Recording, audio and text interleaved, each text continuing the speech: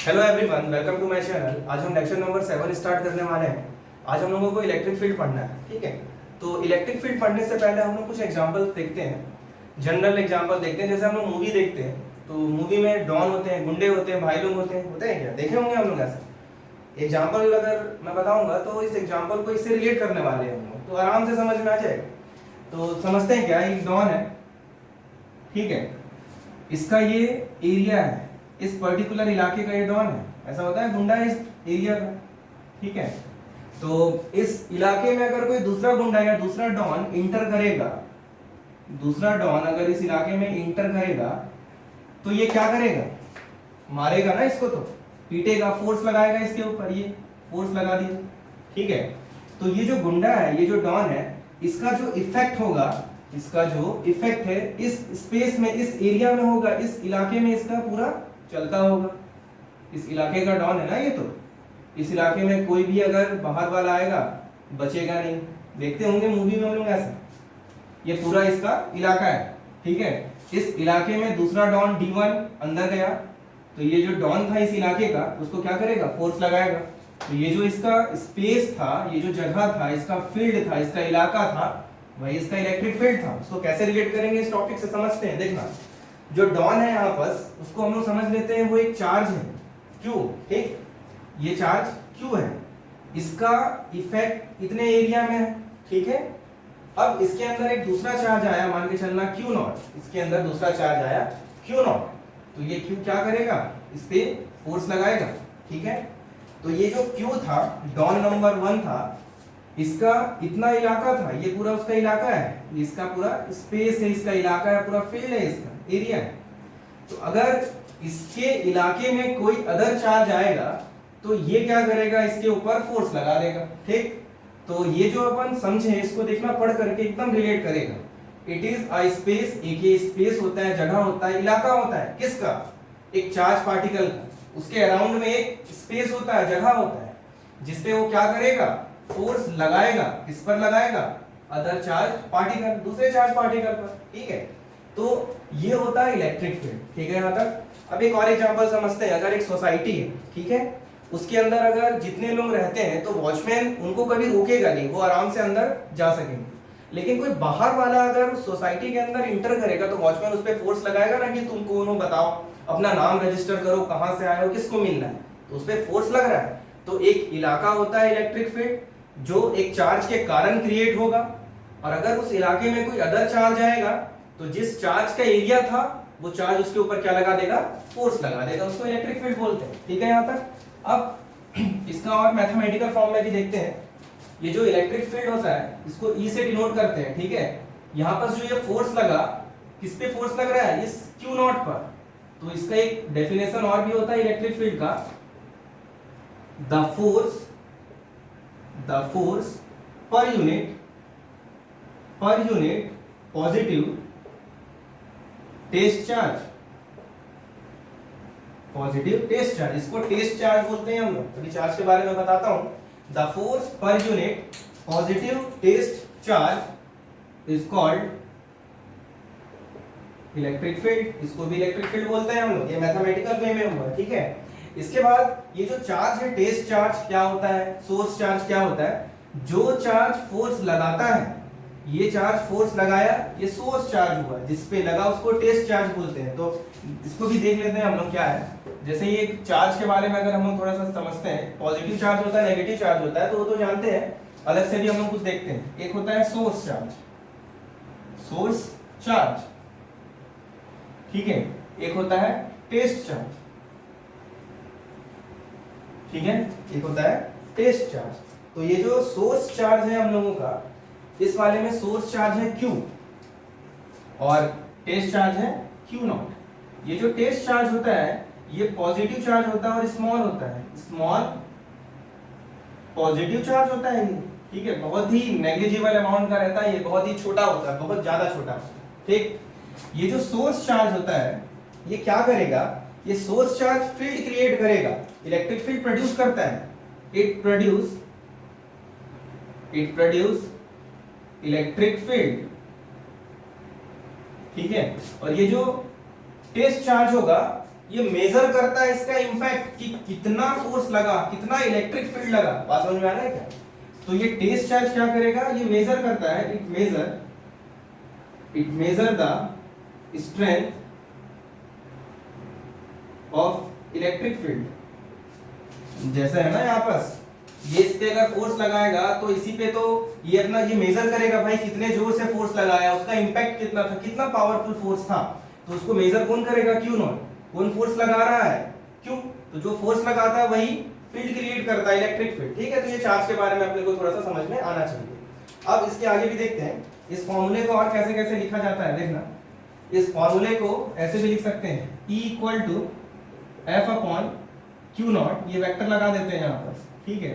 Q not पे vector क्यों नहीं लगाया, क्योंकि क्यू नॉट एक स्केलर क्वांटिटी है, फोर्स वेक्टर क्वांटिटी होता है, इलेक्ट्रिक फील्ड वेक्टर क्वांटिटी होता है। ठीक है, जिस डायरेक्शन में फोर्स लगता है उसी डायरेक्शन में इलेक्ट्रिक फील्ड भी लगता है, लेकिन किसके लिए, ये प्लस चार्ज है, पॉजिटिव चार्ज के लिए। ठीक है, तो अभी उसको भी बताता हूं। एक और तरीके से इसको लिखा मिलता है बुक में, E equal to limit Q naught tends to 0 F upon Q naught. इस फॉर्म में भी लिखा मिलता है। ठीक है, हम लोग तीनों में से किसी भी फॉर्म में लिखे फर्क नहीं पड़ेगा। ये जो लिखा है ना limit Q naught tends to 0, मैं पहले ही बताया यहाँ पर कि ये क्यू नॉट जो होता है टेस्ट चार्ज होता है, पॉजिटिव नेचर का होता है, बहुत ही छोटा होता है, एकदम माइन्यूट सा नेग्लिजिबल अमाउंट का रहता है, इसलिए क्यू नॉट टेंड्स टू 0 लिख दिया गया। ठीक, तो हम लोग को ये पता होना चाहिए, ये पता होना चाहिए। ठीक, अब देखना, ये जो इलेक्ट्रिक फील्ड का डायरेक्शन जिधर होगा उधर ही फोर्स का डायरेक्शन होगा, दोनों डायरेक्टली प्रोपोर्शनल भी है यहाँ पर। तो direction of electric field is always in the direction of force for positive charge के लिए ऐसा होता है। ये क्या है समझाता हूं मैं, ये वाला मिटाने जा रहा हूं, इसको अगर लिखना हो कहीं लिख लेना। ठीक है, इसको मैं मिटाने जा रहा हूं, ये इसका मतलब समझा रहा हूं। देखना, इसमें ऐसा होता है कि अगर एक इलेक्ट्रिक फील्ड है, ये देखना ऐसा, अगर एक इलेक्ट्रिक फील्ड इस डायरेक्शन में है, ये मैं इलेक्ट्रिक फील्ड बना दे रहा हूं, इस डायरेक्शन में इलेक्ट्रिक फील्ड है। ठीक, अगर इस इलेक्ट्रिक फील्ड में एक प्लस चार्ज को रखा हूं, जैसे ये वाला सोर्स चार्ज था, प्लस नेचर का था। ठीक, इसकी जगह में अगर माइनस चार्ज को भी रख सकता था, इसके कारण भी तो फील्ड क्रिएट होता। ठीक है, यहाँ तक।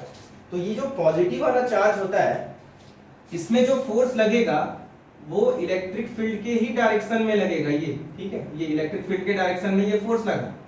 लेकिन जो माइनस वाला चार्ज होता है, अगर प्लस वाले के कारण जो फोर्स लग रहा है वो इस डायरेक्शन में लग रहा है, ये वाले डायरेक्शन में फोर्स, जिस डायरेक्शन में इलेक्ट्रिक फील्ड है, तो माइनस के कारण किधर लगना चाहिए, फोर्स अपोजिट लगना चाहिए।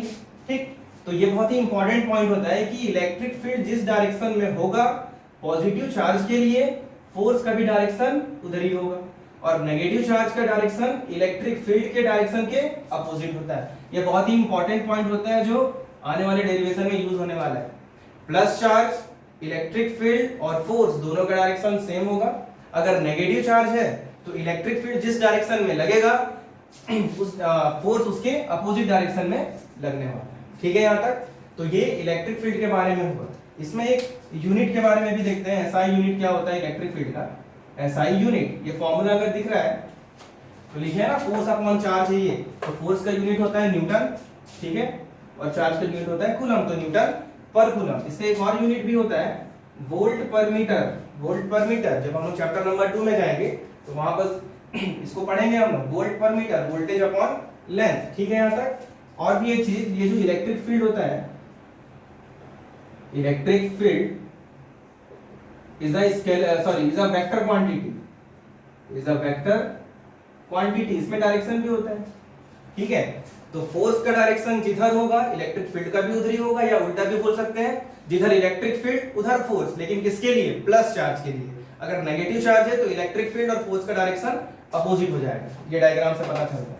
ठीक है, अब ये जनरल इंट्रोडक्शन हुआ इलेक्ट्रिक फील्ड क्या होता है। इलेक्ट्रिक फील्ड एक स्पेस होता है। ठीक है, यहाँ पास एक चार्ज के कारण जो प्रोड्यूस होगा, अगर दूसरा चार्ज उस पर एंटर करेगा तो ये जो चार्ज के कारण जो स्पेस क्रिएट हुआ था वो उस पर क्या लगाएगा, फोर्स लगाएगा। ठीक है, ये तो बड़ा आसान सा टॉपिक हुआ। अब हम लोगों को क्या पढ़ना है नेक्स्ट टॉपिक में, इलेक्ट्रिक फील्ड निकालना है फिर से, लेकिन अब इस बार पॉइंट चार्ज के लिए निकालना है, तो इसको मैं मिटाने जा रहा हूँ। ठीक, तो नेक्स्ट टॉपिक पे आते हैं हम लोग, electric field due to a point charge. Electric field due to a point charge. तो देखना कैसे लिखते हैं इसमें, electric field due to a point charge, एक पॉइंट चार्ज के कारण कितना इलेक्ट्रिक फील्ड होगा। तो ठीक है, निकालते हैं, उसका डेरिवेशन करते हैं। मान लेते हैं ये अपना पॉइंट चार्ज है, ये जिसका वैल्यू है Q, ठीक है।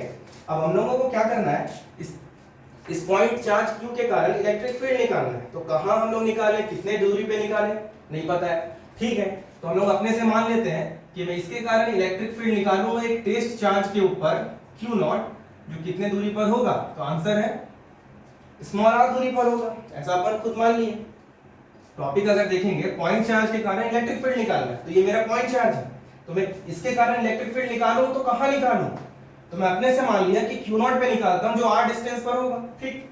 अगर मैं कंसीडर करता हूं एयर, कंसीडर एयर, ठीक है, एयर कंसीडर किया, तो ये दोनों के बीच में अगर मैं कूलम फोर्स के बारे में पढ़ता हूं, तो कूलम फोर्स हम लोग पढ़े भी थे, तो कैसे लिखेंगे कूलम फोर्स एयर के लिए, 1/4 पाई एप्सिलॉन नॉट। दो चार्ज कौन कौन से हैं यहाँ पास, Q और Q0, ये मैग्नीट्यूड ही होता है, ठीक है। और ये दोनों के बीच का डिस्टेंस क्या है, r², इसको माने इक्वेशन, ठीक है। यहाँ पर अगेन, या फिर ऐसे लिख देते हैं, हम लोग अभी पढ़ रहे थे, we know that electric field E equal to F/Q0, अभी हम लोग पढ़ रहे थे, ये इक्वेशन 2 हुआ, ठीक है। तो from equation first put the value of F, तो from equation first put the value of F in equation 2। तो हम लोग क्या करने वाले हैं, ये जो F का पूरा वैल्यू है ये वाला, इसको यहाँ पर पुट करने वाले हैं। तो देखते हैं क्या होता है। तो E equal to 1/4 pi epsilon naught Q into Q0 upon r² divided by Q0। इस F के जगह पूरा ऊपर में पुट कर दिया ये वैल्यू, ये पूरा, तो ये Q0 से ये Q0 कट जाएगा, तो क्या बचा, E equal to 1/4 pi epsilon naught Q upon r²। तो ये अपना आंसर आया। अब इसमें इंपॉर्टेंट चीज क्या है वो देखना, ठीक है। अगर फोर्स निकालते हैं हम लोग कूलम फोर्स, तो दोनों चार्ज को लेना पड़ता है ये, लेकिन हम लोग अगर इलेक्ट्रिक फील्ड निकालते हैं तो इलेक्ट्रिक फील्ड में केवल और केवल वही चार्ज आता है जो फोर्स लगाता है या इलेक्ट्रिक फील्ड लगाता है, मीन सोर्स चार्ज, ठीक है। तो यहाँ पर ये जो Q क्या है, सोर्स चार्ज है, तो इलेक्ट्रिक फील्ड केवल और केवल सोर्स चार्ज पे डिपेंड करता है। तो यहाँ लिखते हैं electric field only depends upon source charge. जैसे अगर एग्जांपल में अगर बात करता हूं एग्जांपल का, मान लेते हैं कि यहाँ पर अपने पास 4 कूलम का चार्ज है, ये 3 कूलम के चार्ज पर फोर्स इलेक्ट्रिक फील्ड अगर हम लोग को निकालने को बोलता है, और ये दोनों के बीच का डिस्टेंस अगर मैं बोल दिया कि 2 मीटर है, समझना अच्छे से, हम लोग को क्वेश्चन में ऐसा बोल दिया कि ये जो 4 कूलम का चार्ज है इसके कारण यहाँ पर इलेक्ट्रिक फील्ड निकालो, ठीक। तो हम लोगों को इलेक्ट्रिक फील्ड निकालना किसके कारण है, 4 कूलम। तो इसमें सोर्स चार्ज कौन सा होगा, जिसके कारण निकालना होता है, जिस पर निकालते हैं वो तो टेस्ट चार्ज होता है। तो हम लोगों को 4 कूलम के कारण निकालना है 3 कूलम पर, तो इसमें इलेक्ट्रिक फील्ड अगर निकालना है, हम लोगों को पूछना है कि बताओ इलेक्ट्रिक फील्ड कितना। तो इलेक्ट्रिक फील्ड जो फॉर्मूला होता है 1/4 पाई एप्सिलॉन नॉट, ये जो Q होता है ये सोर्स चार्ज होता है अपॉन r²। तो हम लोग यहाँ पर कैसे वैल्यू पुट करेंगे, देखना, ये तो 1/4 पाई एप्सिलॉन नॉट 9 × 10⁻⁹ होता है, ये Q जो होगा ये वाला Q होगा, क्योंकि ये तो इस पे लगा रहा है ना, इलेक्ट्रिक फील्ड या फोर्स लगाएगा। तो हम लोगों को क्या करेंगे, यहाँ पर 4 पुट करेंगे, ठीक, ये वाले की जगह, डिवाइडेड बाय r² मतलब 2 का स्क्वायर, तो 2 का स्क्वायर तो 4 होता है, ये तो कट जाएगा। तो आंसर कितना आ गया, 9 × 10⁻⁹ न्यूटन पर कूलम। इसमें ये 3 कूलम चार्ज का यूज नहीं है, तो इलेक्ट्रिक फील्ड निकालने को आएगा तो केवल और केवल सोर्स चार्ज को ही यूज करेंगे हम लोग। दिख भी रहा है यहाँ पर 2 चार्ज नहीं है, एक चार्ज है, फोर्स में 2 चार्ज होता है, और ये जो चार्ज है ये भी मैग्नीट्यूड ही है। अगर क्वेश्चन में फिर से अगर नेगेटिव है तो मॉड में पुट करेंगे तो वो कैसे हो जाएगा, पॉजिटिव हो जाएगा, जैसे हम लोग करते आ रहे हैं। तो यहाँ तक शायद क्लियर हुआ होगा, electric field due to a point charge. अगर मैं इस इलेक्ट्रिक फील्ड को वेक्टर के फॉर्म में अगर मैं लिखने के लिए अगर ट्राई करता हूँ तो कैसे लिखेंगे, देखना, अगर मैं इसको वेक्टर फॉर्म में लिखता हूँ, इन वेक्टर फॉर्म, तो ये वाले इक्वेशन को देखते हैं, इसको मैं वेक्टर फॉर्म में लिखता हूँ 1/4 pi epsilon naught Q upon R square, ये मॉड लगाना है जब अपने को न्यूमेरिकल करेंगे तो मॉड का वैल्यू पता हो मींस माइनस प्लस हो जाएगा, अभी लगाओ नहीं लगाओ फर्क नहीं पड़ने वाला, ठीक। तो इसको अगर मैं वेक्टर के फॉर्म में लिखना है तो ये लगाया मैं वेक्टर, तो वेक्टर लगाने के लिए अपने को यहाँ पर एक डायरेक्शन भी लिखना पड़ेगा। तो देखना Q जब इस पे फोर्स लगा रहा है तो इस डायरेक्शन में जा रहा है, तो अगर ये R है तो इसका यूनिट वेक्टर क्या लिखेंगे अपन, R कैप, जैसे हम लोग इससे पहले Coulomb's law in vector form में पढ़े थे। इस डायरेक्शन में जा रहा है, ये डिस्टेंस तो R है, इस डायरेक्शन में गया तो हम लोग यहाँ क्या लिख दिए R कैप। अब 1 2 2 1 लिखने की जरूरत नहीं है क्योंकि यहाँ पर तो केवल सोर्स चार्ज ही इस पे फोर्स लगाएगा या इलेक्ट्रिक फील्ड, इसके कारण इधर तो होने वाला है नहीं, तो इसने यहाँ पर क्या लिख दिया, अगर R डिस्टेंस है तो R कैप, तो ये हो गया इसका वेक्टर फॉर्म, ठीक है। तो ये electric field due to a point charge हुआ, बन जाएगा यहाँ तक। तो इसको नोट कर लेना, इसको मिटाने जा रहा हूँ। इसके बाद एक आखिरी टॉपिक आज का हम लोग पढ़ने वाले हैं। अभी तो एक पॉइंट चार्ज था, अभी तो बहुत सारे अगर पॉइंट चार्ज आ जाएंगे सिस्टम ऑफ चार्ज, तब इलेक्ट्रिक फील्ड कितना होगा हम लोग को वो निकालना है, ठीक है। तो नेक्स्ट टॉपिक है electric field due to system of charges, due to system of charges, ठीक है। सिस्टम ऑफ चार्जेस के लिए टॉपिक नंबर 3 हुआ जिसको मैं मिटा रहा हूँ। तो सिस्टम ऑफ चार्जेस के लिए हम लोग कल पढ़ रहे थे सुपरपोजिशन प्रिंसिपल ऑफ फोर्स के बारे में पढ़े थे।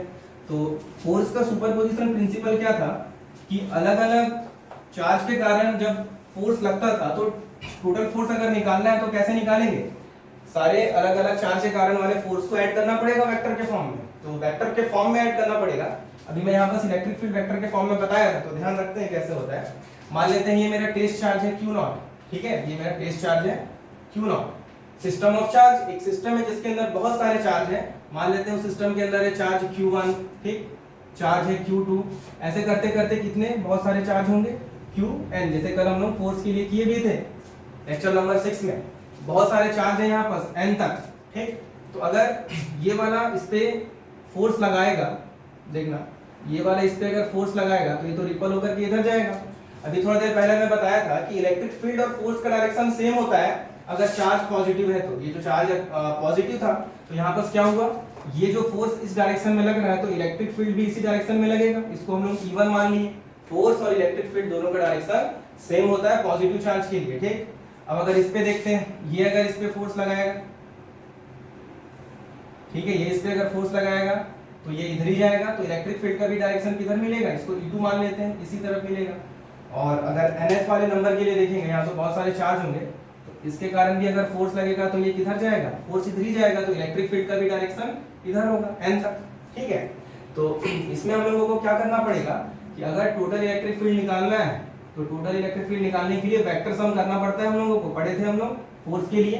तो कहाँ तक ऐड करना पड़ेगा, N तक En, कैसे ऐड करना पड़ेगा, वेक्टर के फॉर्म में। तो जिन लोगों ने लेक्चर नंबर 6 नहीं देखा, पहले वो लेक्चर नंबर 6 का एंड का पोर्शन देख ले, तो वहां पर फोर्स के बारे में था, तो यहाँ पर ज्यादा समझ में आएगा, ठीक है। तो हम लोगों को क्या करना है, E1 E2 और En का वैल्यू निकालना है और इसमें पुट करना है, तो जो आंसर आएगा वो फाइनल आंसर हो जाएगा। तो करते हैं E1 के लिए सॉल्व, ठीक है। तो E1 कैसे सॉल्व करेंगे, वेक्टर के फॉर्म में ही सबको ऐड करना है। तो देखना अगर Q1 के कारण यहाँ पर इलेक्ट्रिक फील्ड लग रहा है इधर, तो इसका डायरेक्शन इसका डिस्टेंस मान लेते हैं R1, इसका डिस्टेंस R2 और ये N के कारण था तो Rn। तो लिखेंगे कैसे, देखना 1/4 पाई एप्सिलॉन नॉट, अभी लिखने का तरीका बताया था। Q1 के कारण डिस्टेंस कितना है R1, अगर यहाँ पास R1 है तो डायरेक्शन भी R1 कैप, अभी लिखे थे ना R था यहाँ पास एक इससे पहले वाले में, तो R इधर से इधर जा रहा था तो R कैप लगाए थे हम लोग। तो अगर यहाँ पास R1 है तो R1 कैप, R2 है तो R2 कैप, तो ये हुआ 1, इक्वेशन 2 मान लेते हैं। E2 अगर मैं निकालूंगा तो कैसे लिखेंगे, 1/4 पाई एप्सिलॉन नॉट, इसके कारण था Q2, तो यहाँ लिखूंगा Q2, यहाँ स्क्वायर होता है ये बारे में, ठीक है। Q2 अपॉन ये दोनों के बीच का डिस्टेंस कितना है R2, यहाँ क्या लिखेंगे R2 का स्क्वायर, अगर यहाँ पास R2 लिखा हुआ है तो R2 पर कैप लगाएंगे, ठीक है। ऐसे करते करते हम लोगों को कहाँ तक जाना है, En तक जाना है, ठीक है।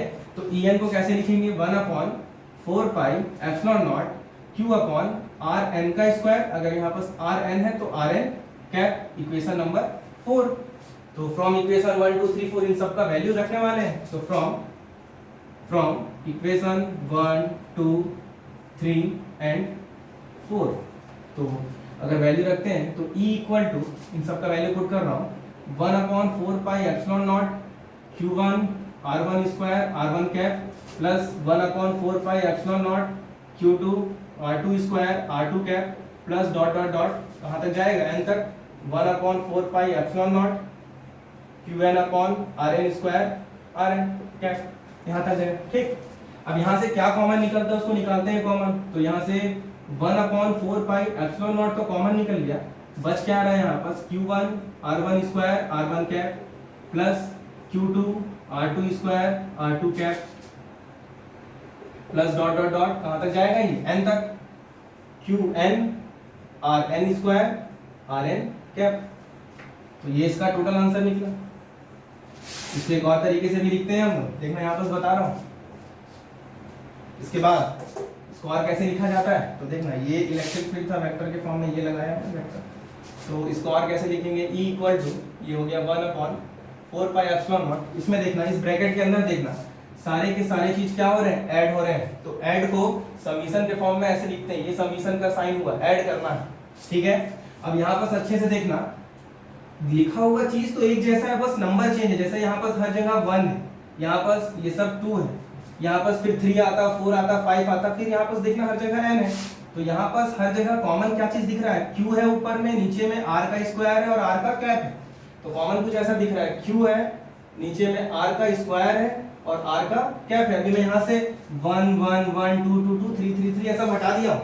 अब देखना कैसे लिखेंगे, तो यहाँ पर मैं अपने से यहाँ लिख दिया i, कहाँ से स्टार्ट हो रहा है, ये देखना 1 से स्टार्ट होकर के कहाँ तक जा रहा है, n तक। तो i इक्वल टू 1 से i इक्वल टू n, यहाँ पर i की जगह कुछ भी लिख सकते हैं, फर्क नहीं पड़ेगा। तो जैसे ही मैं यहाँ पर i लिखा, तो इनके सब नीचे में क्या लिखने वाला हूँ, i, ठीक है, i। तो ये तरीका हुआ इसको लिखने का। अब कुछ लोगों को अगर ये समझ नहीं आया तो एक और तरीका फिर से देखते हैं। अगर मैं इसको ओपन करूंगा तो क्या ऐसा मिलेगा क्या, देखते हैं ओपन करके, समझना। अगर मैं इसको ओपन कर रहा हूँ, आंसर तो यहाँ पर आगे खत्म हो गया, ठीक है। इसको मैं ओपन करूंगा तो ऐसा मिलेगा क्या, देखना कैसे ओपन करते हैं। ये हो गया 1/4 एप्सिलॉन नॉट। इस समीशन का मतलब होता है एडिशन। तो देखना i कहाँ से स्टार्ट हो रहा है, 1। तो यहाँ पर जहाँ जहाँ i दिख रहा है पहले तो वहाँ 1 पुट करो, Q1 R1 square R1 cap, ठीक है। तो ये ब्रैकेट लगाया मैं, यहाँ पर इनटू था। तो जैसे ही पहला लिमिट पुट हो गया, 1 के बाद क्या आएगा, 2 3 4 5, फिर कहाँ तक जाएगा, लास्ट में n तक। तो अब मैं 2 पुट करने से पहले प्लस का साइन, तो अब मैं 2 पुट करूंगा यहाँ पर साइन की जगह, तो ये हो जाएगा Q2 R2 square R2 cap plus कहाँ तक जाएंगे हम लोग, लास्ट लिमिट है n, तो प्लस i की जगह n पुट करेंगे अपन, Qn Rn square Rn cap. तो देखना ये इसके जैसा ही दिख रहा है, ठीक है। तो जब भी ऐसा है तो समीशन के फॉर्म में लिखा जा सकता है, जो ऐड हो रहा है उससे पहले समीशन का साइन लगा देना है। i equal to 1 to i equal to n, कहाँ से पता चलता है, यहाँ देख करके पता चलता है कि यहाँ पर 1 से स्टार्ट हो रहा है, फिर 2, फिर n तक जा रहा है। तो i इक्वल टू 1 से n तक। और फिर इसके अंदर में यहाँ पर क्या लिखने वाले हैं, तो किसी भी एक को देखना, वहां से नीचे में नंबरिंग को बस हटा देना। जैसे यहाँ 1 हटाए तो q बचा, तो यहाँ पर मैं q लिख दिया, r फिर r कैप, और सबके पास क्या लगा दिया, अगर मैं यहाँ i यूज कर रहा हूँ तो i लगा दिया। तो ये लिखने का बस तरीका होता है। तो आज के लिए तो बस इतना ही है, इसके बाद आगे का नेक्स्ट क्लास में पढ़ने वाले, ठीक है। तो जहां तक हम लोग अभी पढ़ लिए हैं, इसके बाद आने वाले जो क्लास होंगे इसमें इसका भी यूज होने वाला है, तो इसको अच्छे से पढ़ना और ध्यान में रखना। कॉन्सेप्ट बहुत इंपॉर्टेंट है। फिर से एक बार बता दूं, इलेक्ट्रिक फील्ड जब निकालते हैं तो सोर्स चार्ज के कारण निकालते हैं, दो चार्ज वहां नहीं आता है। अगर क्वेश्चन में 2 चार्ज दिया है, बोलता है कि फर्स्ट चार्ज के कारण दूसरे चार्ज पे इलेक्ट्रिक फील्ड निकालो, तो हम लोगों को इस इक्वेशन में फर्स्ट चार्ज को यूज करना पड़ेगा। सेकंड चार्ज तो टेस्ट चार्ज हो गया ना, उस पे निकालना था, ठीक है। तो ये ध्यान में रखना। और अगर माइनस दिया होगा चार्ज में तो मैग्नीट्यूड लेते हैं हम लोग हमेशा प्लस, ठीक। तो आज के लिए इतना ही, थैंक यू।